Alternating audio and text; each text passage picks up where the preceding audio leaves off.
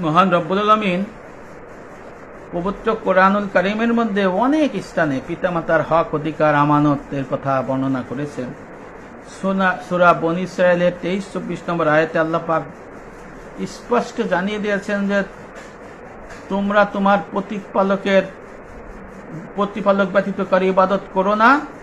আর সাথে সাথে বলছে পিতামাতার প্রতি সৎ ব্যবহার করো, পিতামাতার কে এমন ভাবে তোমরা দয়ার্থ হবে, তারা যদি বা উভয় যদি বিরুদ্ধ অবস্থায় উপনীত হয় তারা যেন উহ শব্দটি না বলে তোমার ব্যবহার আচরণে, আর তুমিও তাদের কারণে উহ শব্দটিও বলো না। এটা আল্লাহর হুকুম। এবং আল্লাহ পাক বলে দিয়েছেন যে তোমরা পিতামাতার প্রতি দয়ার্থ নতজানু শিরে ব্যবহার করো, তাদের সাথে সেইভাবে আচার আচরণ করো। এটা আল্লাহ পাকের হুকুম, নির্দেশ। খেদমত করতে যায় যদি কোনো সন্তান বলে উহ বা আহ, তাহলে সে সন্তানের জান্নাতে যাওয়ার কোনো সুযোগ থাকে না।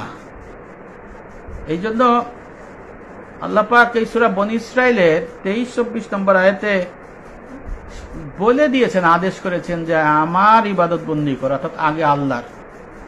এরপরে সঙ্গে সঙ্গে বলছে সাবধান, খবরদার, তোমরা তোমাদের পিতামাতার প্রতি সদাই ব্যবহার করো, তাদের প্রতি নত শিরে নতজানু হয়ে থাকো এবং খুব দয়ার্থ হয়ে থাকো। তারা যদি একজন বা উভয় যদি বিরুদ্ধ হয় তাহলে তারা যেন কখনো তোমার আচরণে উহ শব্দটি না বলে, অথবা তোমার আচরণে পিতামাতার কষ্ট বা খেদমত করতে যায় যেন পিতামাতাও যেন উহ শব্দ না বলে। খুব সাবধান বলছে। এরপরে আল্লাহ পাক এই সূরার মধ্যে শিখাই দিচ্ছে দুনিয়ার মুসলমানদেরকে, হে দুনিয়ার মুসলমানেরা, তোমরা পিতামাতার জন্য আমি রব আল্লাহর কাছে দোয়া করো, রব্বির হামহুমা কামা রব্বায়ানি সগীরা। আল্লাহ শিখাই দিচ্ছে যে হে মুসলমানেরা, তোমরা আমার কাছে তোমার পিতামাতার জন্য দোয়া করো এইভাবে, ওই আমার রব শিশুকালে যেভাবে আমার পিতামাতা আমাকে লালন পালন করেছিল ওইভাবেও আপনি আমার পিতামাতাকে লালন পালন করেন। আল্লাহু আকবার। আল্লাহ পাক শিখিয়ে দিয়েছে, হে বান্দা, তুমি তোমার পিতামাতার জন্য দুনিয়ার মধ্যে দোয়া করো, রব্বির হামহুমা কামা রব্বায়ানি সগীরা। মহান রব্বুল আমিন এরপরে বলেছেন, তোমরা আমার প্রতি কৃতজ্ঞতা প্রদর্শন করো এবং তোমার মাতা পিতার প্রতিও কৃতজ্ঞ হও, আমার কাছেই তোমাদের ফিরে আসতে হবে। চিন্তা করে দেখুন মহান রব্বুল আলামিন এই আয়াতে কি বলেছেন, হে মুসলমানেরা, তোমরা আমার প্রতি অর্থাৎ আমি আল্লাহর প্রতি কৃতজ্ঞ হও। এরপরেই বলেছেন আল্লাহ পাক, এরপরেই বলেছেন আমার প্রতি কৃতজ্ঞ হওয়ার পরেই বলেছে তোমরা তোমার পিতামাতার প্রতি কৃতজ্ঞ হও। এরপরে আল্লাহ বলেছেন সুম্মা ইলাহি তুরজাউন, আমার কাছেই তোমার ফিরে আসতে হবে। অর্থাৎ যদি আল্লাহর প্রতি কৃতজ্ঞতা বোধ, আল্লাহর বিধিবিধান আদেশ নিষেধ পালন না করে যায়, আবার পিতামাতার যে হক অধিকার আমানত যদি আমরা পালন না করে যাই তাহলে আমাদের ভয়াবহ শাস্তি হবে। কারণ আল্লাহ বলেছেন, বান্দারে আমার কাছেই তোমার ফিরে আসতে হবে। এখানে উল্লেখ আছে নামাজ এবং রোজা পরস্পরের কথা 3 আয়াতে আছে। নামাজ আদায় করো, জাকাত দাও, অথবা জাকাত দাও, নামাজ আদায় করো। এর মাসলা হলো তার তাফসীরে কুরতুবীর মধ্যে লেখা রয়েছে, যে ব্যক্তি জাকাত দিবে না তার নামাজ পড়লো, নামাজ কবুল হবে না, নামাজ পড়ার মধ্যে তার কি লাভ। ঠিক সেই কথাটা বলা হয়েছে। আল্লাহ পাক বলেছেন আমার প্রতি কৃতজ্ঞ হও এবং আমার পরে তোমার পিতামাতার প্রতি কৃতজ্ঞ হও। আল্লাহ বলেছেন সাবধান, খবরদার, এই আয়াতের মধ্যে তোমরা যদি তোমাদের পিতামাতার প্রতি কৃতজ্ঞ না হও তাহলে আমার প্রতি তোমার কৃতজ্ঞ হবে না। এই জন্য নবী করিম সাল্লাল্লাহু আলাইহি সাল্লাম বলেছেন মাতা পিতার সন্তুষ্টি হলো আল্লাহর সন্তুষ্টি, আর মাতা পিতার অসন্তুষ্টি হলো আল্লাহর অসন্তুষ্টি। হযরত আব্দুল ইবনে উমর রাদিয়াল্লাহু আনহু বর্ণনা করেছেন, তিনি বলেন একবার এক ব্যক্তি নবী করিম সাল্লাল্লাহু আলাইহি সাল্লামের কাছে এসে জিহাদের অনুমতি চাইল, ধর্মযুদ্ধে যাওয়ার অনুমতি চাইল। তখন জিহাদে লোক পাওয়া যাইত না। আমার রাসূলের সাথে যুদ্ধে যাওয়ার মতো সাহাবা তেমন ছিল না, অল্প ছিল। আমার নবী তখন বললেন, তোমার কি মাতা পিতা জীবিত আছে নাকি বালক? বললে, হ্যাঁ ইয়া রাসূলুল্লাহ আছে। তখন বললেন, তাহলে তুমি তাদের মাঝেই জিহাদ করো, অর্থাৎ তুমি তোমার পিতামাতার খেদমতে সর্বশক্তি নিয়োগ করো। বুখারী এবং মুসলিম শরীফের হাদিসের মধ্যে রয়েছে। ভাইরা আমার, চিন্তা করে দেখেন, আল্লাহ পাকের রাসূল ধর্মযুদ্ধের জন্য তাদেরকে ডাকলেন না, নিলেন না, বললেন তোমার পিতামাতা জীবিত আছে, যাও পিতামাতার কাছে যাও, পিতামাতার খেদমত করো, এই খেদমতটাই তোমার জিহাদ থেকে উত্তম হয়ে যাবে। সুবহানাল্লাহ। বুখারী মুসলিম শরীফের হাদিসে বর্ণিত আছে, নবী করিম সাল্লাল্লাহু আলাইহি ওয়াসাল্লাম বলেছেন, আমি কি তোমাদেরকে সর্বশ্রেষ্ঠ একটি গুনার কথা বলে দিব না? আমার নবী বলেছেন সর্বশ্রেষ্ঠ একটি গুনার কথা কি আমি বলে দেব না সাহাবারা? তাহলে আল্লাহর সাথে তো সাহাবারা বললেন, ইয়া রাসূলুল্লাহ, ইয়া হাবিবাল্লাহ, বলুন। আল্লাহ রাসূল বললেন, সেটা হলো আল্লাহর সাথে শিরক করা আর তোমার পিতামাতার সাথে অবাধ্য হওয়া, তাদের প্রতি সদয় না হওয়া। এটা বলেছেন আল্লাহ পাকের রাসূল। অর্থাৎ আল্লাহ পাকের রাসূল বলেছেন আল্লাহর সাথে শিরক করা হলো বড় গুনাহ, আর সাথে সাথে বলা হয়েছে তোমার পিতামাতাকে যদি তুমি অবাধ্য করো তাহলে এই ওই শিরকের মতোই গুনাহ। নাউজুবিল্লাহ। এই হাদিসের মর্ম হলো আল্লাহর সাথে যদি শিরক করে তার ঈমান থাকে না, ঈমান হারা হয়ে মারা যায়। আবার সর্বশ্রেষ্ঠ বড় গুনাহ হলে সাথে সাথে আল্লাহ রাসূল বলেছেন যে তোমার পিতামাতার প্রতি যদি তুমি অবদ্ধ হও, তাদের প্রতি তুমি যদি সদয় না হও, এটা ওই সমান গুনাহ, অর্থাৎ শিরকের সাথে তুলনা করা হয়েছে। নাউজুবিল্লাহ। বুখারী মুসলিম শরীফের অপর হাদিস, আল্লাহ রাসূল বলেছেন পিতামাতার অবাধ্য সন্তান দান করে খোটা দেয়া ব্যক্তি আর মদ্যপেয়ী তারা কখনোই কস্মিনকালে জান্নাতে যাবে না, জান্নাতের ঘিরানও পাবে না, তারা দোজখে যাবে। নবী করিম সাল্লাল্লাহু আলাইহি ওয়াসাল্লাম বলেছেন, এর চেয়ে যদি ক্ষুদ্রতর কোনো বিষয় থাকতো তাহলে আল্লাহ পাক এর থেকে আপনাকে নিষেধ করতেন। সুতরাং অবদ্ধ সন্তান যতই ভালো আমল বন্দেগী করুক না কেন, যতই মসজিদ বানাক না কেন, যতই মাদ্রাসা বানাক না কেন, যতই মালি বন্দেগী করুক না কেন, ওই সন্তান যদি পিতামাতার অবাধ্য হয় তাহলে সে জাহান্নামে প্রবেশ করবে, জান্নাতে সে যাবে না। ওই মসজিদ তার কোনোই কাজে আসবে না, ওই মাদ্রাসা তার কোনোই কাজে আসবে না, ওই দান খয়রাত তার কোনোই কাজে আসবে না, ওই মানব সেবা তার কোনোই কাজে আসবে না, ওই লোক সেবা তার কোনোই কাজে আসবে না, আর পূজার মন্দিরে পাহারা দিয়েও তার কাজে আসবে না, আবার ধর্মের জন্য মালিবন্দি করাও তার কাজে আসবে না। যদি না পিতা মাতা অসুস্থ থাকে, অবাধ্য হয়, সেটাকে যদি সে তার খেদমত না করে, তার অভাব পূরণ না করে। নবী করিম সাল্লাল্লাহু আলাইহি সাল্লাম বলেছেন আল্লাহ পাক এমন সন্তানকে লানত বর্ষণ করেন যে সন্তান তার পিতামাতার অবাধ্য হয়। নবী করিম সাল্লাল্লাহু আলাইহি সাল্লাম বলেছেন যে ব্যক্তি তার পিতাকে গালি দেয় আল্লাহ তাকে লানত বর্ষণ করেন, আর যে সন্তান তার মাকে গালি দেয় আল্লাহ তাআলা তাকেও লানত বর্ষণ করেন। সহিহ ইবনে হিব্বান। লানত হলো আল্লাহর রহমত থেকে বঞ্চিত হওয়া। যে আল্লাহ যাকে রহমত থেকে বঞ্চিত করবে তার নামাজ কবুল হবে না, রোজা কবুল হবে না, হজ কবুল হবে না, যাকাত কবুল হবে না, দান খয়রাত কবুল হবে না, ধর্মযুদ্ধ কবুল হবে না, মালি বন্দেগী কবুল হবে না। আল্লাহ রাসূল সহিহ ইবনে হিব্বান হাদিস গ্রন্থের মধ্যে বলা হয়েছে আমার রসুল বলেছেন, যে ব্যক্তি তার পিতাকে গালি দেয় আল্লাহ তাআলা তাকে লানত বর্ষণ করেন, আল্লাহ তাআলা তাকে রহমত থেকে খারিজ করে দেন। আর যে সন্তান সন্ততি তার মাকে গালি দেয় আল্লাহ পাক তারকেও লানত বর্ষণ করেন, আল্লাহ পাক তাকেও তার রহমত থেকে বঞ্চিত করেন।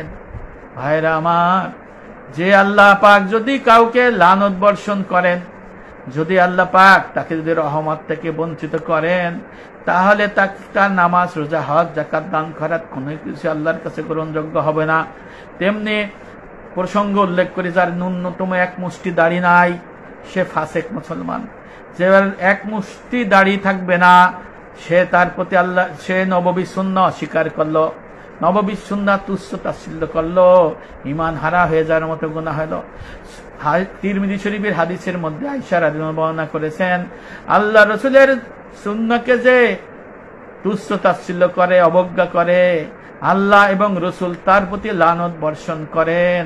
যে আল্লাহ যদি লানত বর্ষণ করেন, সেই আল্লাহ তার নামাজ কবুল করবে না, রোজা কবুল করবে না, হজ কবুল করবে না, যাকাত কবুল করবে না, দোয়া কবুল করবে না, তার মালি বন্দেগী কবুল করবে না, ধর্মযুদ্ধ কবুল করবে না। যদি সে আল্লাহ রসুলের নববী সুন্নাহ, ওয়াজিব, ফরজ ন্যূনতম এক মুষ্টি দাঁড়িয়ে রাখে, তেমনি আল্লাহ পাকের রসুল বলেছেন, যে সন্তান সন্ততি তার পিতা মাতাকে গালি দেয় আল্লাহ পাক তাকে লানত বর্ষণ করেন, অর্থাৎ তার জন্য সমস্ত ইবাদত বন্দেগীর পথ বন্ধ হয়ে যায়। নাউজুবিল্লাহ। নবী করিম সাল্লাল্লাহু আলাইহি সাল্লাম বলেছেন, মুস্তাদরেক হাকিম এই হাদিসের মধ্যে, পিতামাতার অবাধ্য হওয়ার অপরাধ ছাড়া আল্লাহ পাক অন্যান্য সকল অপরাধের গুনাহ চাইলে কিয়ামত পর্যন্ত স্থগিত রাখতে পারেন, কিন্তু পিতামাতার অবাধ্যতার গুনাহ, পিতামাতাকে গালি দেওয়ার গুনাহ, পিতামাতাকে মারধরের গুনাহ, পিতামাতাকে কষ্ট দেওয়ার গুনাহ, তার শাস্তি আল্লাহ তড়িঘড়ি দান করেন, অর্থাৎ কিয়ামতের পূর্বেই দুনিয়ার মধ্যেই সেই শাস্তিও দিয়ে থাকেন। নাউজুবিল্লাহ। অর্থাৎ আল্লাহ রাসূল বলছেন যে দুনিয়ার গুনাহর জন্য শাস্তি কিয়ামত পর্যন্ত আল্লাহ পাক স্থগিত রাখেন, কিন্তু পিতামাতাকে যদি কেউ অত্যাচার নির্যাতন করে এ শাস্তি আল্লাহ দুনিয়ার মধ্যে দিয়ে থাকেন। নাউজুবিল্লাহ। হযরত কাব আল আহবার রাহমাতুল্লাহ আলাইহি বলেছেন, বান্দা যখন পিতামাতার অবাধ্য হয় আল্লাহ তাআলা তখন তার ধ্বংস এবং ক্ষতি ত্বরান্বিত করেন, আর বান্দা যখন তার পিতামাতার প্রতি সদয় হয়, দয়া পরবশ হয়, আমার রব তার আয়ু বাড়িয়ে দেন। সুবহানাল্লাহ। যাতে সে পিতামাতার জন্য আরো অধিক নেক এবং কল্যাণকর কাজ করতে পারেন, পিতামাতার প্রয়োজনের সময় তার ব্যয়ভার বহন করা তাদের প্রতি সৎ ব্যবহারী অঙ্গ। সহিহ ইবনে মাজা শরীফের মধ্যে হাদিসটা রয়েছে, সহিহ ইবনে হাদিসের মধ্যে রয়েছে, বান্দা যখন পিতামাতার অবাধ্য হয় আল্লাহ তাআলা তার ধ্বংস ও ক্ষতি ত্বরান্বিত করে দেন। আবার আর বান্দা যখন তার পিতামাতার প্রতি সদয় হয়, পিতামাতার খেদমত করে, তখন আল্লাহ পাক তার আয়ু বাড়িয়ে দেয়। এই কারণে আয়ু বাড়িয়ে দেয় সেজন্য অধিক সময় অধিক হারে পিতামাতা খেদমত করে, কল্যাণকর কাজ করেন। সুবহানাল্লাহ। নবী করিম সাল্লাল্লাহু আলাইহি ওয়াসাল্লামের কাছে এক ব্যক্তি এসে আরজ করলো, ইয়া রাসূলুল্লাহ, আমার পিতা আমার এই অর্থ সম্পদ যত ইচ্ছা খরচ করতে চায়, আমি কি করব? তখন নবী করিম সাল্লাল্লাহু আলাইহি ওয়াসাল্লাম বললেন, তুমি এবং তোমার ধন সম্পত্তি সবই তোমার পিতার ধন সম্পত্তি। সুবহানাল্লাহ। অর্থাৎ ছেলের সম্পত্তি পিতার সম্পত্তি। হযরত কাব আল আহবার রাহমাতুল্লাহ আলাইহির কাছে প্রশ্ন করা হলো, যে পিতামাতার নাফরমানি কি? তিনি বললেন, তার পিতা অথবা মাতা যখন কসম করায় তখন তাদের কসম পূরণ করে না, যখন তারা কোনো কাজের নির্দেশ দেয় তখন সেই কাজ পালন করে না, যখন তার কাছে কিছু চায় তখন পিতামাতাকে ওই সন্তান কিছু দেয় না, যখন তারা কিছু তার নিকট আমানত রাখে সে তার খেয়ানত করে। নাউজুবিল্লাহ। পিতামাতা নাফরমান। দেখা গেছে অনেক সন্তানের কাছে পিতামাতা টাকা রাখে, এই টাকা দেয় না, আবার অনেক সময় প্রয়োজনের সময় কিছু চায় সেটা দেয় না, গালমন্দ করে, দেমুকা তোমার ওই ছেলে আছে না, ওই মেয়ে আছে না, তোমার কাছে তো আমি কিছু পাই নাই, কেন দিব, এই ধরনের কথা বলে। আবার যদি পিতামাতা দেখা যায় অনেক সময় পেনশনের টাকা বাইর করে বা কিছু জিনিস রাখে, সেইগুলা রাখে যে বাবা তুমি রাখো, আমানত, সেটা ভোগ দখল করে, সেটা রাইখে দেয়। এটা হলো নাফরমানি, এরা দোজখে যাবে, জাহান্নামে যাবে। ভাইরা আমার, আমরা আরাফ শব্দটি শুনেছি, পবিত্র কোরআনের মধ্যে আরাফ রয়েছে একটা সূরা। এই আরাফের বাসিন্দা কারা হবে? হযরত আব্দুল্লাহ ইবনে আব্বাস রাদিয়াল্লাহু আনহুকে জিজ্ঞেস করা হয়েছিল, হে আল্লাহ রাসূলের চাচাতো ভাই, আরাফের সঙ্গী কারা হবে? আরাফ কি? তখন আব্দুল্লাহ ইবনে আব্বাস রাদিয়াল্লাহু আনহু বললেন, আরাফ হলো জান্নাত এবং জাহান্নামের মধ্যবর্তী একটি পাহাড়ের স্থানের নাম। এই পাহাড়টির নাম আরাফ হবার কারণ হলো এখানে জান্নাত ও জাহান্নাম উভয় দেখা যায়। এই পাহাড়ের উপরে রয়েছে নানা প্রকার বৃক্ষরাজি, ফলমূল, নদীনালা, ঝর্ণাসমূহ। এখানে সেই সব মুজাহিদের স্থান হবে যারা পিতামাতার অসম্মতিতে ধর্মযুদ্ধে জিহাদ কাজে অংশগ্রহণ করে শাহাদাত বরণ করেছে, শহীদ হয়েছে। যারা পিতামাতার অসম্মতি সত্ত্বেও জিহাদে অংশগ্রহণ করে শহীদ হয়েছে। আল্লাহর পথে জিহাদ করার কারণে তারা জাহান্নামেও যাবে না, আবার পিতামাতার অবাধ্যতার কারণে তারা জান্নাতেও যাবে না। এই ব্যাপারে আল্লাহর ফয়সালা না হওয়া পর্যন্ত তারা এই আরাফের মধ্যেই অবস্থান করবে।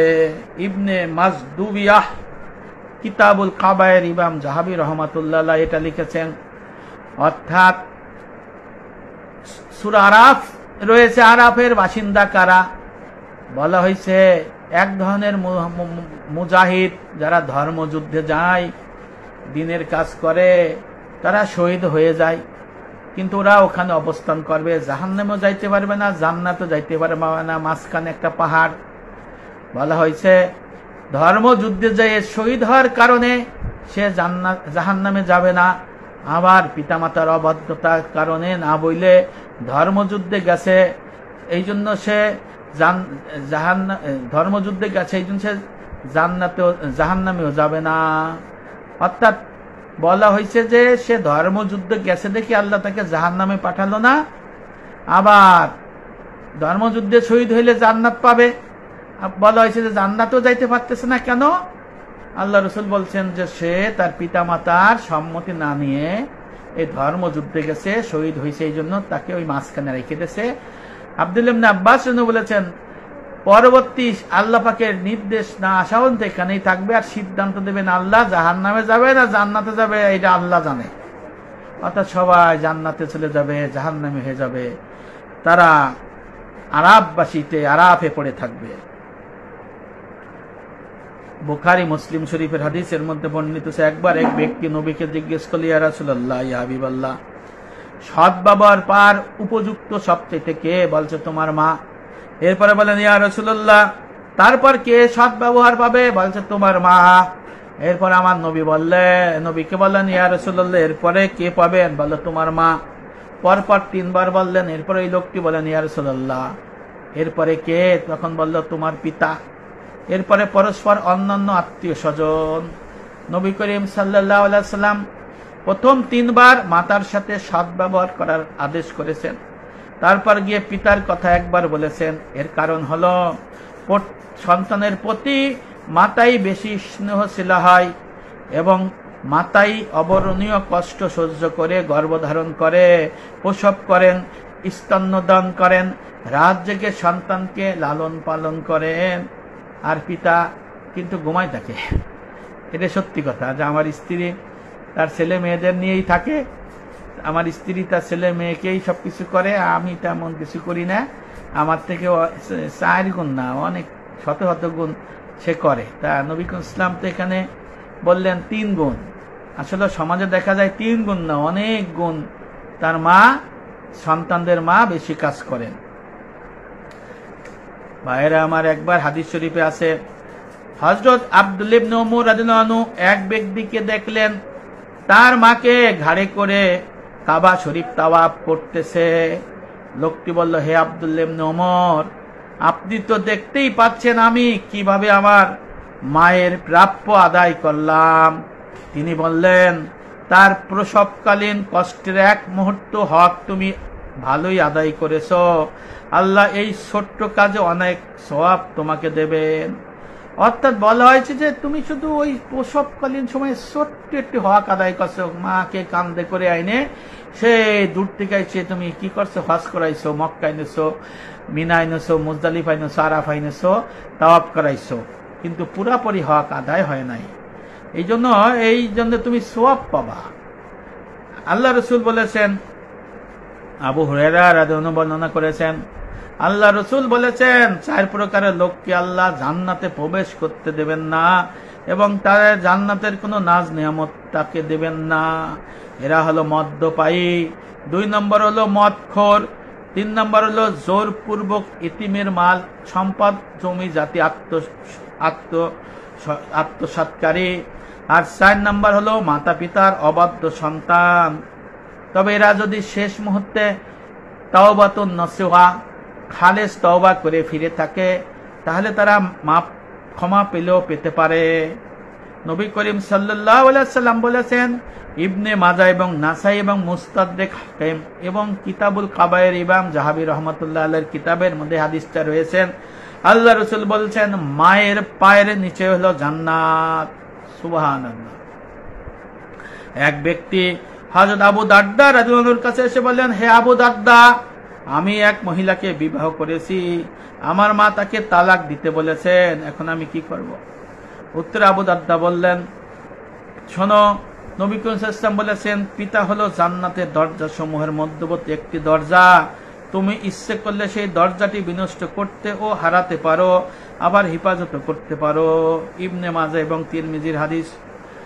যদি স্ত্রী অবাধ্য হয়, স্ত্রী যদি খারাপ হয়, আল্লাহর আদেশ নিষেধ মানে না, বেপরদায় থাকে, দায়ুস, তাদের ক্ষেত্রে এই উপমা। কিন্তু স্ত্রী যদি দিনদার হয়, স্ত্রী যদি ইমানদার হয়, স্ত্রী যদি সৎকর্মশীল হয়, স্ত্রী যদি শরীয়ত সম্মত কাজ করে, তাহলে এই কাজ করা যাবে না, কারণ স্ত্রীর হক আছে।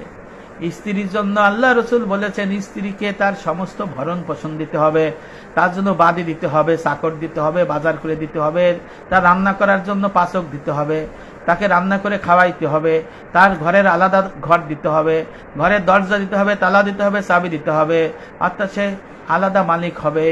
এইটা হল স্ত্রীর কাজ। স্ত্রীকে আপনি জোর করে কাজ করাইতে পারবেন না, রান্না করাইতে পারবেন না।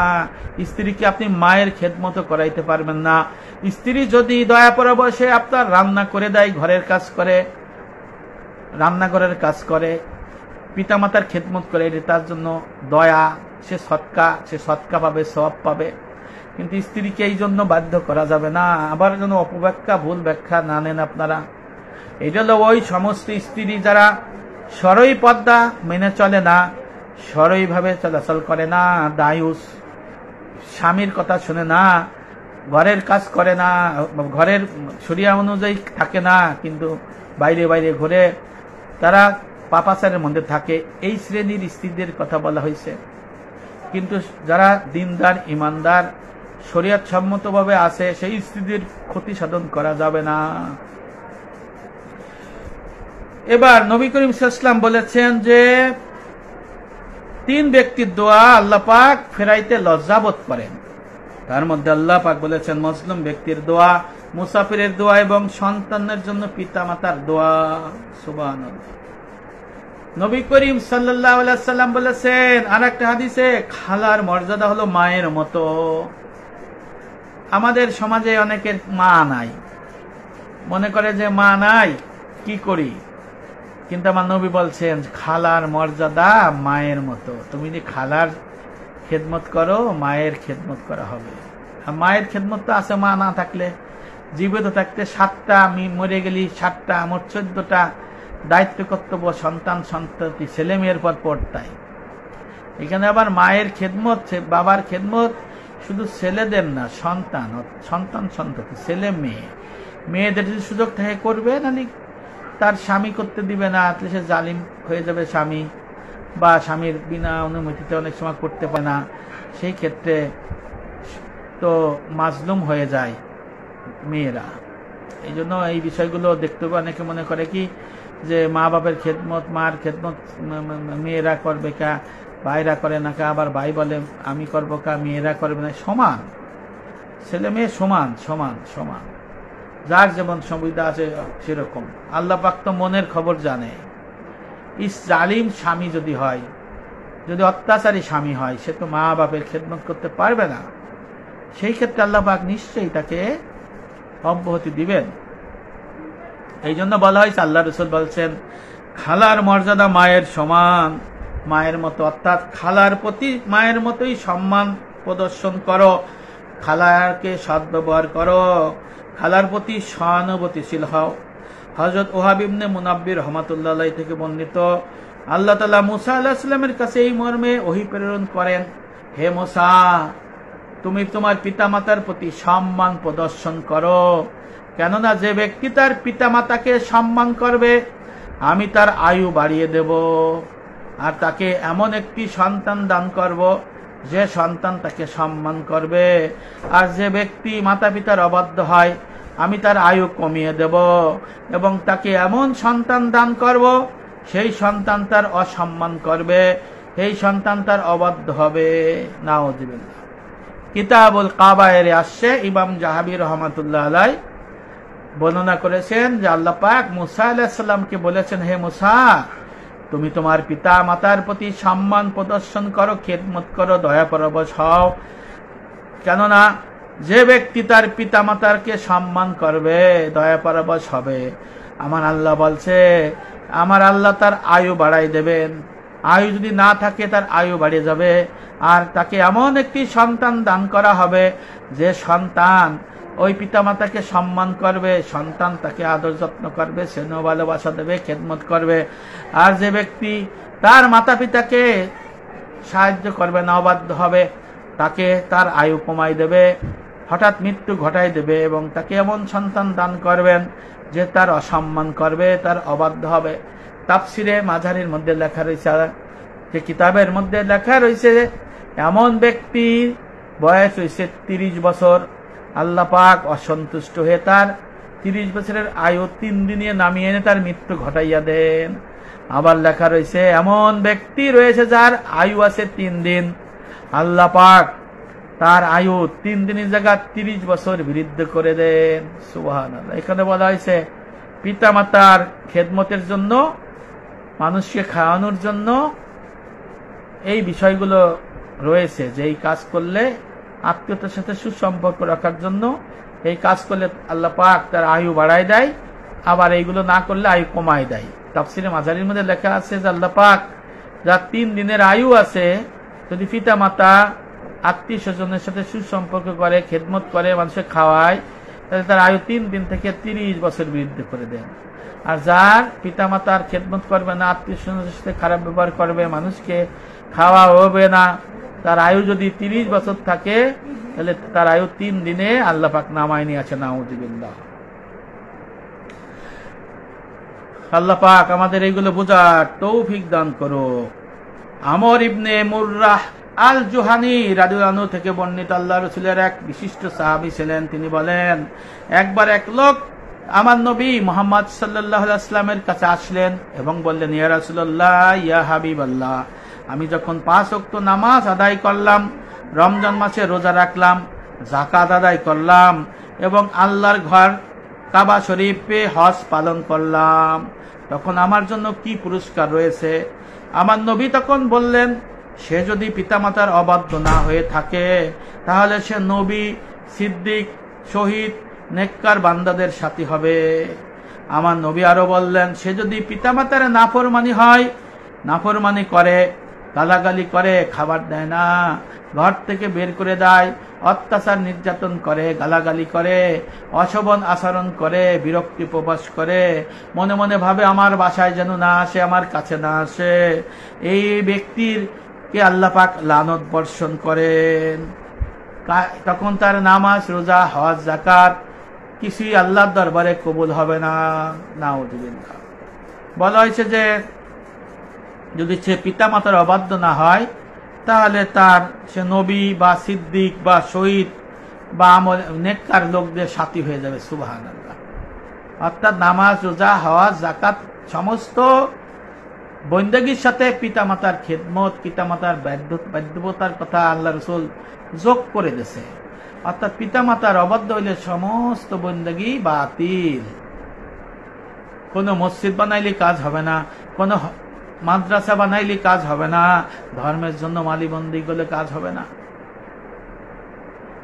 বান্দার হক এমন অবস্থা, দেখা গেছে এমন ব্যক্তি রয়েছে স্ত্রীর সাথে ভালো সম্পর্ক করে না, ছেলে মেয়েদের সাথে ভালো সম্পর্ক করে না, স্ত্রীকে তাড়ায় দেয়, ছেলে মেয়েকে তাড়ায় দেয়, অস্বীকার করে।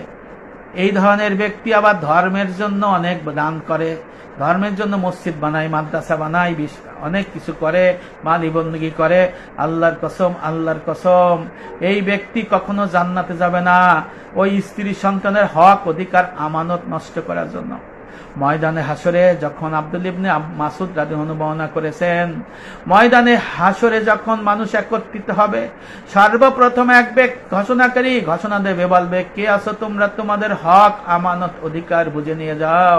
সর্বপ্রথম দৌড় শুরু করবে নিজের স্ত্রী, তার স্বামীর বিরুদ্ধে, নিজের ছেলে মেয়ে পিতামাতার বিরুদ্ধে, নিজের ভাই বোন বড় ভাই বোনের বিরুদ্ধে, অধীনস্থরা তাদের অভিভাবকের বিরুদ্ধে যায়, বলবে, হে আমার রব, এই আমার স্বামী আমার হক অধিকার আমানত দেয় না, এর বিচার করেন।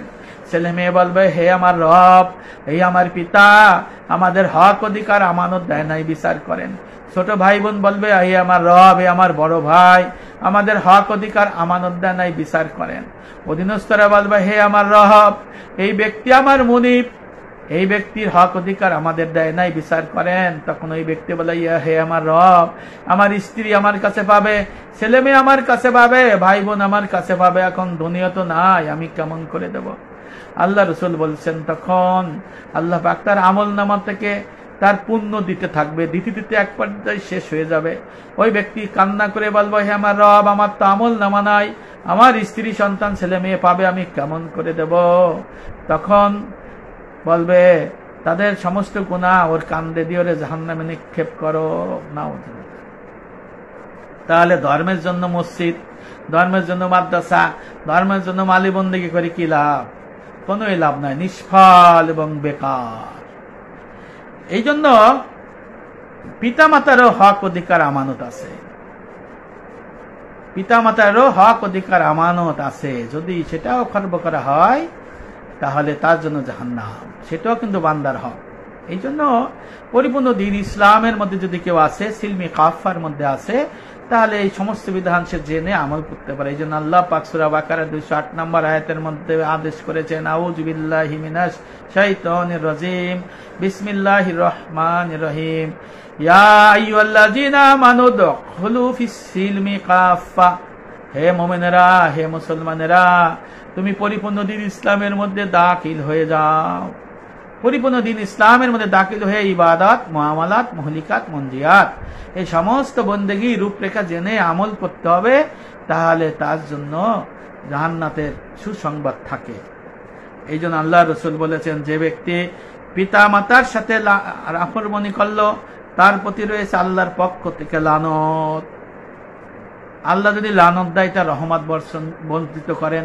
আল্লাহ যদি রহমত থেকে তার দরজা বন্ধ করে দেন, তার নামাজ নাই, তার রোজা নাই, তার হজ নাই, তার জাকাত নাই, তার দান নাই, তার খয়রাত নাই, তার মালি বন্দেগী নাই, মসজিদ বানানোর সওয়াব নাই, মাদ্রাসা বানানোর সওয়াব নাই, কোনো কিছুই নাই। আল্লাহ যদি রহমতের দরজা বন্ধ করে দেয়, লানত বর্ষণ করে, সে আল্লাহ লানত বর্ষণ করে, তার দোয়া কবুল করে আল্লাহ? কখনো করে না। গভীর এলেম, যারা এই এলেম নিয়ে গবেষণা করে বা হক্কানি আলেম যারা, তারাই এটা বুঝতে পারে। কিন্তু মানুষ মনে করে যে দোয়া করলে তো দোয়া কবুল হবে, দাড়ি নাই, টুপি নাই, হারাম খাই, অমুক খাই, তমুক খাই, এইগুলো খাইয়ে দোয়া করতে থাকে। কিন্তু এইগুলোর বলে যে দোয়া করলে হয়ে যাবে না, আর কিছু লাগে না। সুদ খাই, ঘুষ খাই, হারাম খাই, হ্যাঁ, মানুষের জাকাত খাই, এগুলো খাইয়ে যদি দোয়া করে হবে, হবে না। সে কারণে এইগুলো, এই বিষয়গুলো আমাদের খেয়াল করতে হবে। আল্লাহ রসুল বলেছেন, হাদিস শরীফে আছে, আল্লাহ রসুল মিরাজে গেলেন। মিরাজে গেলে তখন তিনি দেখলেন কিছু লোককে জাহান্নামের আগুনের খেজুর গাছের ডালা সাথে ঝুলন্ত অবস্থায় দেখলেন। অর্থাৎ কিছু লোককে জাহান্নামে দেখলেন যে খেজুর গাছের ডালের সাথে তাদের আগুনের মধ্যে ঝুলন্ত অবস্থায় রাখলেন। আল্লাহ রাসূল বলেন, হে জিব্রাইলেরা কারা, এদেরকে কেন জাহান্নামের খেজুর গাছের ডালের সাথে আগুনের মধ্যে ঝুলাই রেখে আযাব দিচ্ছে? আমার নবীকে জিব্রাইল বললেন, ইয়া রাসূলুল্লাহ, ইয়া হাবিবাল্লাহ, এরা হলো ওই সমস্ত ব্যক্তি যারা দুনিয়াতে তাদের পিতামাতাকে গালাগালি করত। নাউজুবিল্লাহ। কিতাবুল কাবায়ের ইমাম জাহাবি রহমাতুল্লাহ আলাইহি হাদিসটা বর্ণনা করেছেন যে আল্লাহ পাকের রাসূল মিরাজ শরীফে গেলেন, দেখলেন এক শ্রেণীর মানুষকে আল্লাহ পাক খেজুর গাছের ডালের সাথে আগুনের মধ্যে ঝুলাই রাখছে, খেজুর গাছের ডালের সাথে আগুনে ঝুলাই রাখছে। বললেন, হে জিব্রাইল, এরা কারা? বললেন, হে আল্লাহ রাসূল, এরা হলো ওই ব্যক্তি যারা দুনিয়ার মধ্যে তার পিতামাতাকে গালাগালি করছে, অত্যাচার করছে, নির্যাতন করছে, গাওয়ার দ্বারা দিচ্ছে, গাড়া ধাক্কা দিচ্ছে। এরা হলো তারা। তাদের শাস্তি স্বরূপ এদেরকে আল্লাহ পাক আগুনের সাথে খেজুর গাছের ডাল আগুনের এবং আগুনের উপরে এদের ঝুলোয় রাখছে। নাউজুবিল্লাহ। সবচেয়ে কঠিন একটা হাদিস রয়েছে। আল্লাহ রাসূল বলেছেন, যে ব্যক্তি তার পিতামাতাকে গালি দেবে, ওই ব্যক্তি যখন মারা যাবে কবরে বৃষ্টির ফোঁটার মতো আগুনের কয়লা বর্ষিত হইতে থাকবে। আর আল্লাহ রাসূল বলেছেন, আবার যে ব্যক্তি পিতামাতাকে গালাগালি করত, তাকে যখন কবর দেওয়া হবে তখন কবরের মাটি এমন চাপ দেবে তার পাঁজরের হাড় এদিক ওদিক হয়ে একসাথে মিশে যাবে। কিয়ামতের দিন 3 ব্যক্তির আযাব সবচেয়ে কঠিন হবে। 1 নম্বর হলো মুশরিক ব্যক্তি, 2 নম্বর হলো জিনাকারী, 3 নম্বর হলো পিতামাতার অবাধ্য সন্তান। নাউজুবিল্লাহ। সবচেয়ে বেশি আযাব হবে। আর একটা জায়গা আছে, দ্বীনি এলেমে মূর্খ আছে যে পিতামাতা, উল্টাও আছে, পিতামাতা যদি তার ছেলে মেয়েদের দ্বীনি এলেমে মূর্খ রাখে সবচেয়ে বেশি আযাব দেওয়া হবে। জাবানিয়া নামক ফেরেশতার কাছে দেওয়া হবে। তার কাছে সুপারিশ চলবে না, অনুনয় চলবে না, বিনয় চলবে না, কান্নাকাটি চলবে না। তাদের আযাব দিতে থাকবে কারা? ওই পিতামাতা যারা তাদের সন্তানকে দ্বীনি এলেমে মূর্খ রাখে। নাউজুবিল্লাহ। অর্থাৎ পরস্পর সে জড়িত। পিতামাতার হক আছে, সন্তানেরও হক আছে। কারণ শুধু পিতামাতারই করে যাবে, সন্তানের জন্য পিতামাতা করবে না, সেটাও হবে না।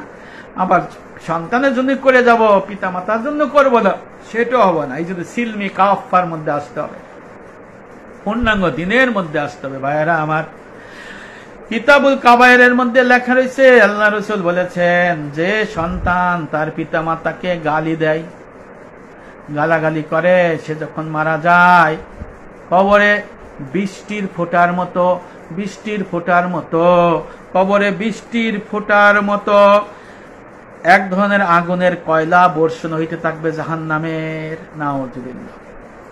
অর্থাৎ বৃষ্টি যেমন পড়ে কবরে, জাহান্নামের আগুনের যে কয়লা, আগুন এমন আগুনের তেজ দুনিয়ার আগুনের 70 গুণের বেশি। আবার আল্লাহ পাক তার পাওয়ারও বাড়াই দেবেন। তখন বৃষ্টির ফোঁটার মতো এরকম এরকম এরকম বৃষ্টি যেমন পরে, বাইরে যেমন আপনারা বৃষ্টি খান না, এরকম কবরে ওই ব্যক্তির পরে বৃষ্টির ফোঁটার মতো এরকম পড়তেই থাকবে। কতদিন? কিয়ামত পর্যন্ত। নাউজুবিল্লাহ। কি কারণে? পিতামাতাকে গালিগালাজ করার কারণে। দেখেন তো, পিতামাতাকে গালিগালাজ করার লোক সমাজে আছে কি নাই? আছে।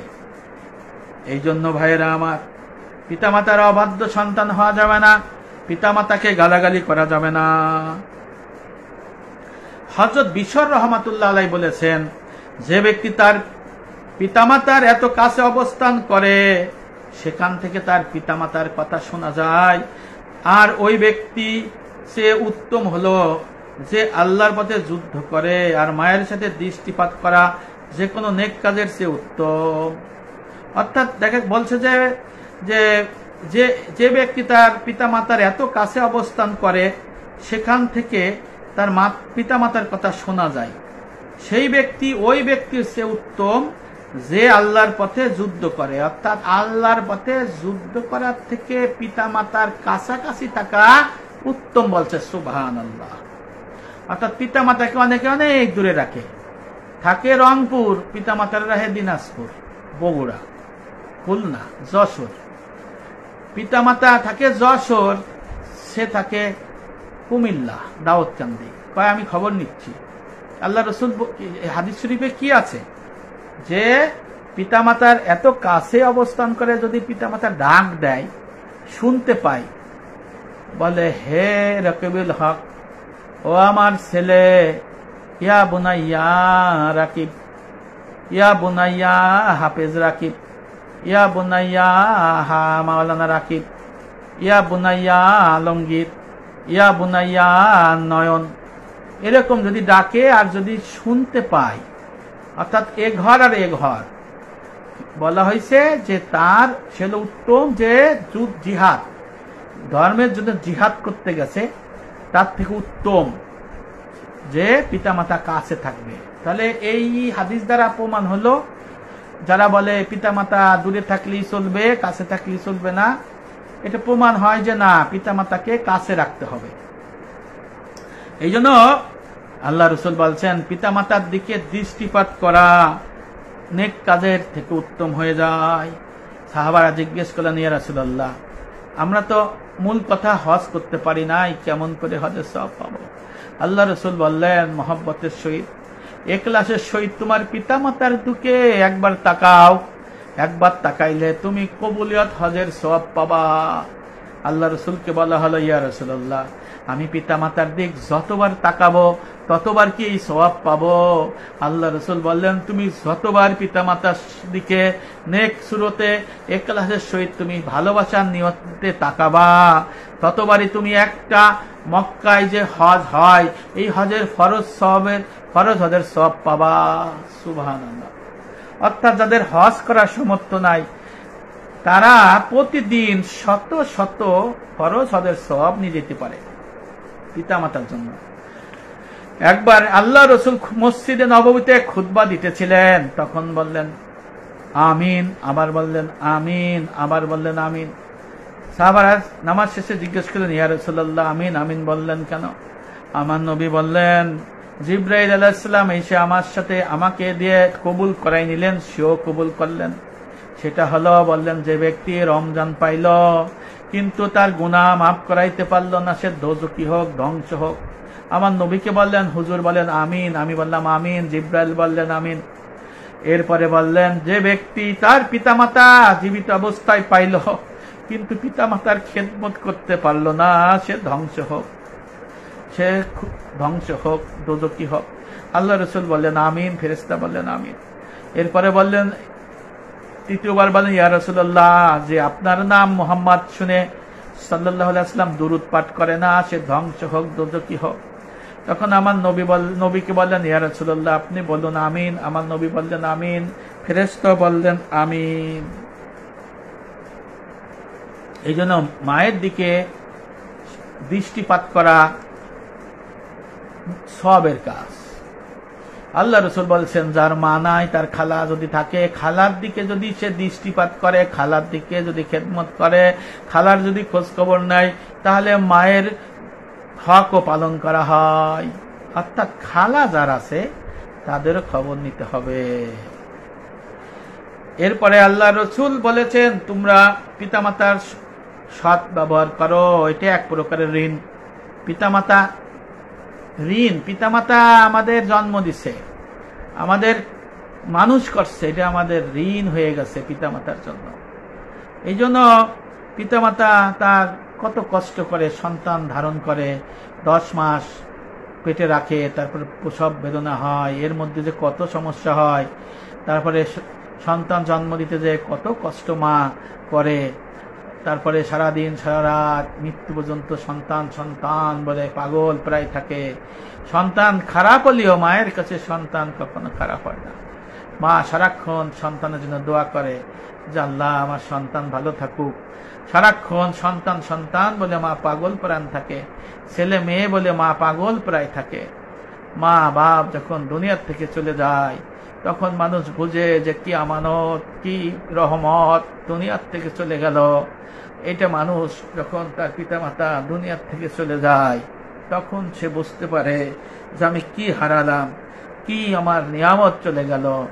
এই কথা সে বুঝতে পারে। এখন চাইলেও সে প্রতিদিন ফরজ হজের সওয়াব পাইতো না। মা যখন খাবার চাইতো, সন্তান বলতো খাবার চাই কেন, অন্য ছেলের কাছে কেন চায় না।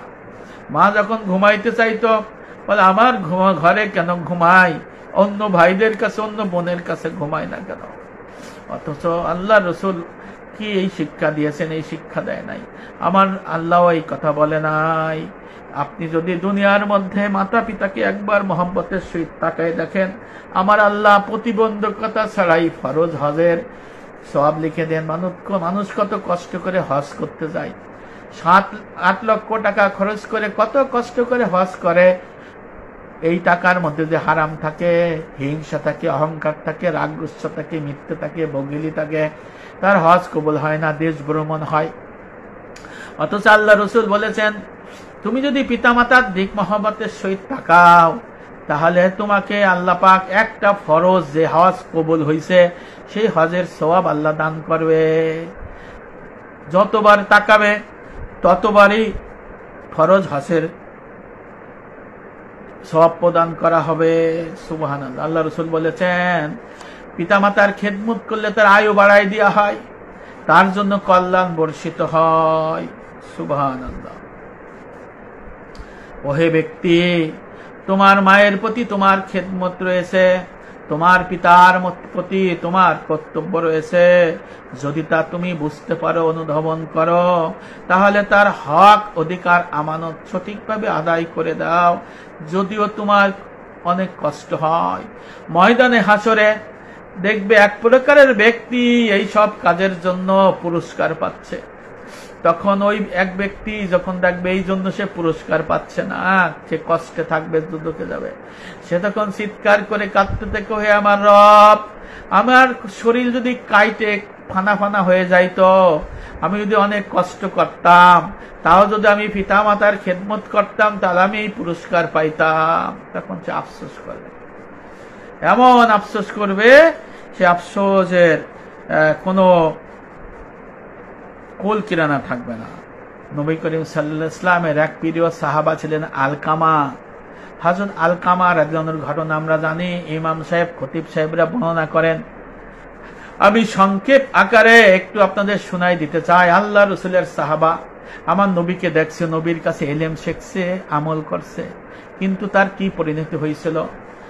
হযরত আলকামা রাদিয়াল্লাহু আনহু সর্বদা আল্লাহর সমস্ত আদেশ নিষেধ পালন করত, ইবাদতে মগ্ন থাকতো, নামাজ পড়তো, রোজা রাখতো, দান খয়রাত করলো, আল্লাহ রসুলের সাথে দেখা সাক্ষাৎ করতো, সোহবাত এখতিয়ার করত। সে অসুস্থ হয়ে পড়ল।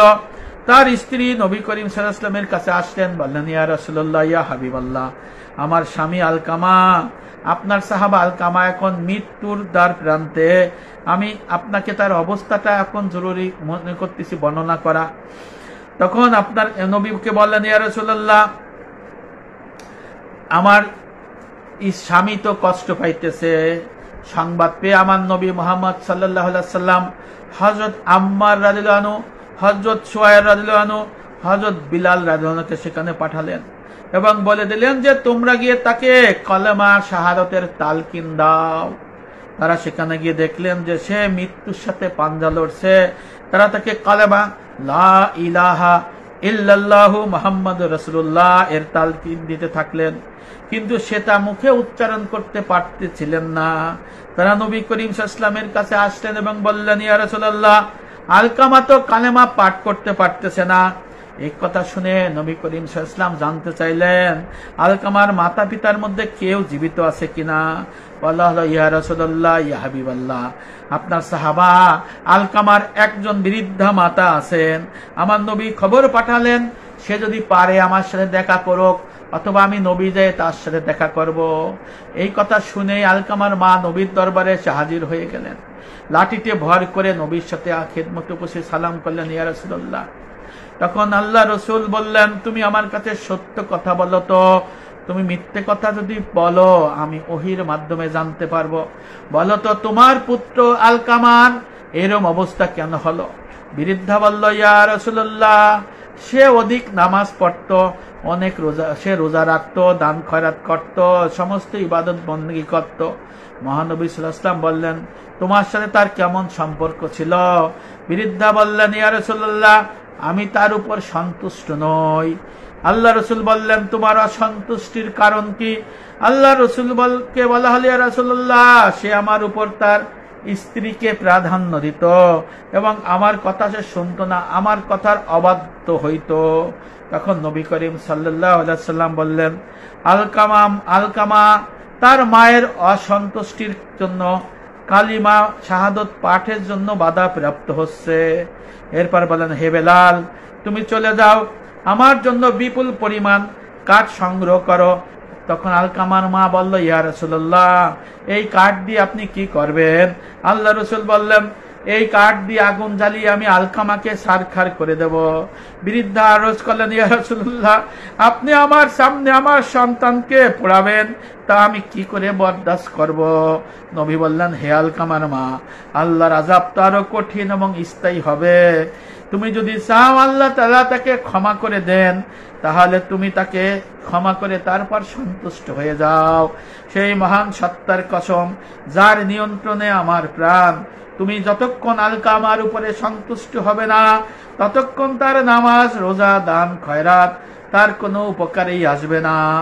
এরপরে আলকামার মা বললেন, হে রাসূলুল্লাহ, আমি আল্লাহ তাআলা, ফেরেশতাগণ এবং উপস্থিত মুসলমানদের সাক্ষী রেখে বলছি, আমি আমার পুত্র আলকামার উপরে সন্তুষ্ট হয়ে গেলাম।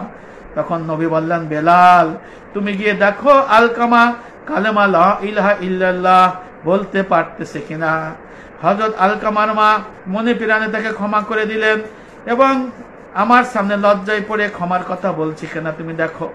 অতবার বেলাল রাদিয়াল্লাহু আনহু যখন গিয়ে ঘরের মধ্যে ঢুকলেন, তখন আলকামার কালেমা পড়া, লা ইলাহা ইল্লাল্লাহ, এই পড়ার আওয়াজ বের হচ্ছে।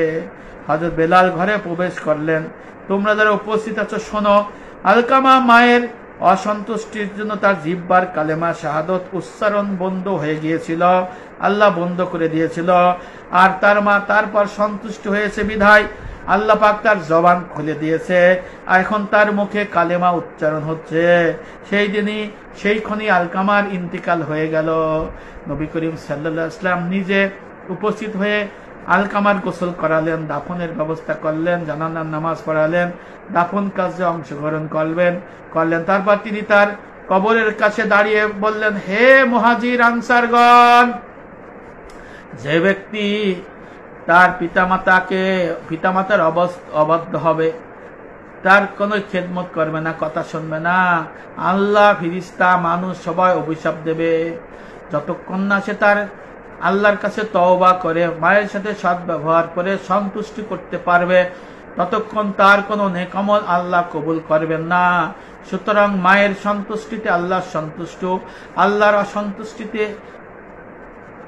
আল্লাহ তাআলা অসন্তুষ্ট হন, অর্থাৎ মায়ের সন্তুষ্টিতে আল্লাহ তাআলা অসন্তুষ্ট হন। পিতামাতার প্রতি এই হলো রয়েছে, অর্থাৎ যদি পিতামাতার হক, অধিকার, আমানত যথাযথভাবে পালন করা না হয়, আল্লাহ তার নামাজ, হজ, যাকাত সব বরবাদ করে দেন। ঠিক সেইভাবে যদি স্ত্রীর হক, অধিকার, আমানত যদি নষ্ট করা হয়, তাহলে ওই স্বামীরও সমস্ত আমল বন্দেগী বরবাদ হয়ে যায়। অর্থাৎ এখানে স্বামী এবং স্ত্রী উভয়ের মধ্যে সমঝোতা ভিত্তিতে কাজ করতে হবে। পিতামাতারও খেদমত করতে হবে, আবার স্ত্রীর হক, অধিকার, আমানত দিতে হবে, বুঝাই শোনাই নিতে হবে। স্ত্রীকে বলতে হবে যে পিতামাতার হক, অধিকার, আমানত না দিলে আমি দুজকি হয়ে যাব, নামাজ বন্দেগী কবুল হবে না। আর মা বাবাকে বলতে হবে স্ত্রীর অধিকার না দিলেও আমার নামাজ বন্দেগী কবুল হবে না, এও বান্দার হক, আমি তো মহা সংকটে। অর্থাৎ উভয়কে বুঝাইতে হয়, তাহলে সেই ব্যক্তিও জান্নাতের পথে যেতে পারে, স্ত্রীও যেতে পারে, মায়ের বাবাও যেতে পারে। অর্থাৎ এখানে দ্বীনি এলেমের কথা বলা হয়েছে, পরিপূর্ণ দ্বীনের এলেম, যারা আকাইদ, তাসাউফ, ফিকহ, পূর্ণাঙ্গ দ্বীন ইসলাম, ইবাদত, মুআমালাত, মুহলিকাত, মুনজিয়াতের এলেম শিক্ষা করে আমল করবে। শিক্ষা করলে হবে না, আমলের করতে হবে, নিজের মধ্যে ধারণে নিয়ে আসতে হবে তাহলে পরজগতে মহামুক্তির বিষয় আছে। এখানে পিতামাতার হক অধিকার আমানত রয়েছে, স্ত্রীর হক অধিকার আমানত রয়েছে, স্বামীরও রয়েছে, সন্তানেরও রয়েছে, অর্থাৎ সিলমি কাফা পরস্পর জড়িত। পিতামাতার প্রতি যেমন সন্তানের দায়িত্ব আছে, সন্তানেরও পিতামাতার বা দায়িত্ব কর্তব্য আছে, স্ত্রীরও স্বামীর প্রতি দায়িত্ব কর্তব্য আছে, স্বামীরও স্ত্রীর প্রতি দায়িত্ব কর্তব্য আছে, কেউ কারো ছাড়া না। এরকম ধরা এই হলো সিলমি কাফা পূর্ণাঙ্গ দিনের শিক্ষা। কারণ অনেকে মনে করে পিতামাতাকে দূরে সরাই দিলাম, স্ত্রী নিয়ে থাকলাম, নামাজ পড়লাম, মসজিদে গেলাম, এবার জান্নাত আছে। অনেক বাড়িও আসতে দেয় না, ঘরেও আসতে দেয় না মা বাপকে, নাউজুবিল্লাহ। এর নামাজ রোজা স্ত্রীর খেদমত কবুল হবে না। আবার স্ত্রী মা বাপের কথা শুনে স্ত্রীকে দূরে সরাই দিলাম, স্ত্রীর পর নির্যাতন করলাম, স্ত্রীর পর অবিচার করলাম, স্ত্রীকে মারধর করলাম, এটাও দোজকের পথ, জাহান্নামের পথ, জালিম। এর জন্য আবার ময়দানে আসরে বললাম না, ওই স্ত্রী ওই স্বামীরে লটকাই ধরবে, ছাড় নাই। খুব সাবধান। এই জন্য ভাইরা আমার, যারা সমাজে পিতা মাতাকে অত্যাচার করতেছেন, নির্যাতন করতেছেন, গলা ধাক্কা দিতেছেন, দরজা ঢুকতে দিচ্ছেন না, খেদমত করতেছেন না, আপনি এক মুঠো খাইলে পিতা মাতাকে এক মুঠো দিচ্ছেন না, আপনার যদি টাকা থাকে পিতা মাতার জন্য টাকা দিচ্ছেন না, আবার আপনার স্ত্রীকে আপনি তার হক অধিকার আমানত দিচ্ছেন না, স্ত্রীর ভরণ পোষণ দিচ্ছেন না, স্ত্রীর মর্যাদা দিচ্ছেন না, স্ত্রীর প্রশংসা করছেন না, ছেলে মেয়ের হক অধিকার দিচ্ছেন না, তারাই দিতেছেন, বাগাই দিতেছেন, আপনার জন্য জান্নাতের দরজা বন্ধ। আপনার কোনো ক্ষমা নাই, আপনার নামাজ নাই, আপনার রোজা নাই, পড়েন, কিন্তু কি লাভ? বান্দার হক, এগুলো বান্দার হকের সাথে সংশ্লিষ্ট। আপনি পিতামাতার হক অধিকার আমানত না দিয়া নিজে খাবেন, এটা কি হালাল হবে না হারাম হবে? আবার স্ত্রী সন্তান ছেলে মেয়েকে আপনি দিবেন না, এটা হালাল হবে না হারাম হবে? ভাইরা আমার, যে সন্তান পিতামাতার পর অবিচার করেছে তাদের কর্তব্য হলো পিতামাতার জন্য বেশি বেশি সৎকা করে দেয়া। যে সন্তান পিতামাতার প্রতি অত্যাচার নির্যাতন করেছে, সেই পিতামাতা দুনিয়া নাই, তাদের জন্য বেশি বেশি দোয়া করা, আল্লাহর কাছে তওবা করা, আর পিতামাতার জন্য সৎকা করা। যে সন্তান পিতামাতার কাছ থেকে অধিকারে তার আমানত নিয়ে গেছে, যদি সেই আমানত থাকে, আমানত তো তাকে ফেরত দিতে পারবে না। ওই আমানত জোর জবরদস্তি নিয়ে থাকলে ওটা আল্লাহর রাস্তায় ফরজ কাজে ব্যয় বিধান করে দিতে হবে। এইভাবে আপনার বিষয়গুলো আছে। আর দুনিয়ার মধ্যে পিতামাতা না থাকলে তার জন্য যে বিষয়গুলো রয়েছে, সেই বিষয়গুলো সম্পর্কে এলেম হাসিল করতে হবে। কি করতে হবে সেই বিষয়গুলো জানা আছে। তাদের ঋণ থাকলে ঋণ পরিশোধ করতে হবে, ওসিয়াত করলে ওসিয়াত পূরণ করতে হবে, তারপর তাদের জন্য দোয়া করতে হবে, সৎকা করতে হবে, সৎকা জারিয়া করতে হবে। যদি পিতা মাতা সিনেমা হল করে যায়, সিনেমা হল বন্ধ করে দিতে হবে। পিতা মাতা যদি কারোর সাথে অত্যাচার নির্যাতন করে, তাদেরকে যে ক্ষমা আছে নিতে হবে। পিতা মাতা যদি কারো জমি দখল, বাড়ি দখল, গাড়ি দখল, দোকান দখল, মার্কেট দখল করে আপনারা রেখে যায়, এগুলো ফেরত দিতে হবে। যদি মালিক পাওয়া যায় মালিককে দিতে হবে, নালি ওয়ারিসকে দিতে হবে, না এলে আল্লাহর ফরজ কাজে ব্যয় বিধান করে দিতে হবে। পিতা মাতা যদি সুদের টাকা রেখে যায়, সুদের বাড়ি রেখে যায়, সুদের মার্কেট রেখে যায়, এইটা আল্লাহর জনকল্যাণমূলক ব্যয় করে দিতে হবে। এটা আপনি রাখতে পারবেন না। পিতা মাতার জন্য দোয়া করতে হবে যে আল্লাহ আমার পিতা মাতা সুদের কাজ করছে, মাফ করেন, তার সমস্ত টাকা পয়সা সৎকা করে দিলাম, বাড়িও দিয়ে দিলাম, মোটর সাইকেলও দিয়ে দিলাম। তাহলে পিতা মাতাও মাপ পাইতে পারে, আপনিও তার থেকে দূরে সরে গেলেন হারাম থেকে। এ হলো পিতা মাতার জন্য করণীয়। হন পিতা মাতা সুদের টাকার ফ্ল্যাট করে গেছে, পিতা মাতা ঘুষের টাকার ফ্ল্যাট করে গেছে, পিতা মাতা জমি দখল করে রেখে গেছে আপনার জন্য, দাদার থেকেও ওইরকম এসে গেছে, হারাম সম্পদের মালিক। কারণ আপনি মোস করে খাবেন, আর আল্লাহ কি বসে আছে আপনার দোয়া কবুল করার জন্য? আল্লাহ কি বসে আছে যে আপনাকে ক্ষমা করার জন্য? কখনো না। আল্লাহ রসুল বলেছেন, ধুলি ধূসরিত মলিন মুখে মুসাফির ব্যক্তি উস্কো খুস্কো চলে আল্লাহর কাছে দুই হাত তুলে দোয়া করে, হে আমার রব, হে আমার রব, আমার দোয়া কবুল করেন, আমার গুনাহ মাফ করেন, আমার নামাজ কবুল করেন, আমাকে ক্ষমা করেন। আল্লাহ রসুল বললেন, তার দোয়া কবুল হবে কেমনে? অর্থাৎ তার নামাজ রোজা হজ যাকাত কেমন করলে কবুল হবে? কি কারণে? তার পানীয় হারাম, তার গায়ের পোশাক হারাম, তার খাবার হারাম, তার খাবারের থেকে যে রক্ত হয় রক্ত হারাম, গোস্ত হারাম, শরীর হারাম, তার নামাজ রোজা বন্ধই কবুল হবে না। এই জন্য পিতা মাতার হারাম সম্পত্তি থাকলেও কাজে আসবে না, সৎকা করতে হবে। স্বামী স্ত্রী ছেলেদেরও হালাল ইনকাম খাওয়াইতে হবে। ময়দানে হাসরে স্বামী বিরুদ্ধে স্ত্রী বিচার দেবে, আবার ছেলেমেয়েরা বিচার দেবে, ছোট ভাই বোন বিচার দিয়ে বলে, হে আমার রব, এই আমার স্বামী, এই আমার পিতা মাতা, এই আমার বড় ভাই আমাদের হারাম সম্পত্তি রাইখে আইছিল, হারাম সম্পত্তি খাওয়াইছিল, এর বিচার করেন। তখন বিচার হবে। আবার বললে আমাদের দিনই এলেমে মূর্খ রাখছিল, এর বিচার করেন। আবার সন্তান যদি পিতা মাতার হক অধিকার আমানত না করে, তা দুনিয়ার থেকেই তো সে দোষী সাব্যস্ত হয়ে মারা গেল। কবরে বৃষ্টির ফুটার মতো আগুনের ফুলকি তার পড়তে থাকবে, নাউজুবিল্লাহ।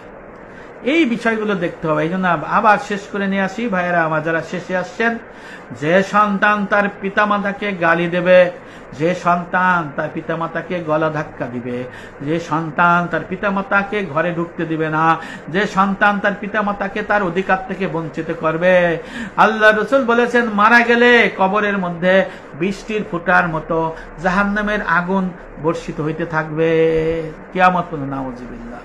আর আল্লাহ পাকের রাসূল বলেছেন দুনিয়ার মধ্যে যদি তার আয়ু থাকে, আয়ু আল্লাহ সংক্ষেপ করে তাকে হঠাৎ মৃত্যু ঘটাই দেবেন। আর যদি ভালো ব্যবহার করে তাহলে প্রতিটি নিরিখে চোখে তার ফরজ হবে, সওয়াব হবে, সবসময় খেদমত করলে সওয়াব হবে, এইগুলো থাকবে। এই জন্য এই বিষয়গুলো খেয়াল করতে হবে। যারা পরে আসছেন এই আলোচনাটা শুনবেন।